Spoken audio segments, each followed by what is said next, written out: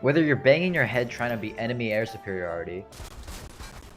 Whoops, wrong game. Let me find it here. That enemy air superiority. Or you want to recreate that one scene from Saving Private Ryan. The anti-aircraft gun is a niche unit that should only be reserved for a certain few stages, hence the enemy air superiority. Or should it? Alright, cut to the chase. There's not much going on with this hunk of metal, but we can put it to good use. Let's get the obvious out of the way first. It's an anti-aircraft gun. Despite it never being used, it's really not that bad. The autocannon it fires is comparable to the IFV, only slightly weaker. However, at its job, it still gets outclassed easily, like the anti-air truck and the flat cannon for a stationary choice. So what's the point of this video if I'm just gonna criticize this unit all day? Well, the anti-aircraft gun is not completely hopeless. First of all, despite the attack card literally saying it can only attack air units, it can attack ground units. That might just sound like an excuse for a self-defense ability, but remember what I said earlier? The autocannon it fires is comparable to the IFV, only slightly weaker. Now I know what you're thinking, why the hell would you use a defense-based anti-aircraft unit as an attack unit? You don't.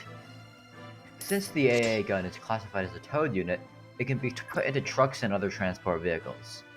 Paired with infantry guarding it can be great for clearing out infantry and even light vehicles. In my opinion, it's a support unit that can be used on offense but should be used with caution, and also should always be kept in a truck or another carrier unit when not being used. It should be absolutely no surprise that the movement of this unit is abysmal, but not as much as other towed units.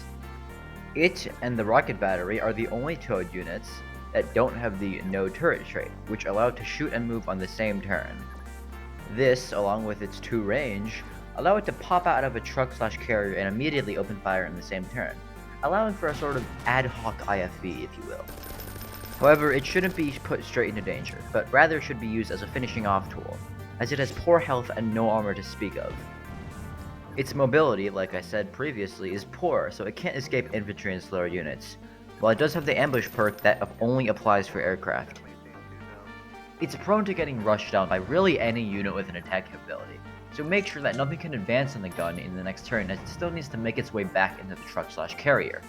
With only 70 hit points, it's as weak as a flamethrower or even a light gunner. Treat it as one if you want to keep it alive.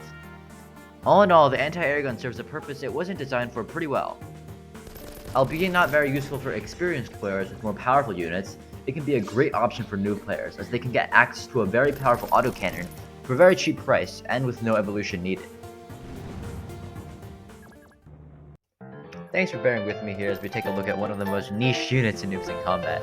If you have any suggestions, comments, criticisms, or corrections, please feel free to comment down below. I'm still pretty new to this, so any advice will be heavily appreciated. I appreciate you being here and, most importantly, have a good one.